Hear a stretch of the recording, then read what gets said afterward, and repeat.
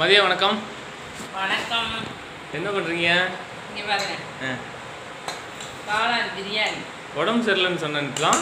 ஆமாம், உடம்பு சரியில்லை, சரி லேட் ஆயிடுச்சு, சரி டக்குன்னு சமைப்போம்னு சொல்லி. ஆனால் அந்த ஃபேஸ்லேயே அகத்தின் அழகு முகத்தில் தெரியும்னு சொல்லியிருக்காங்க.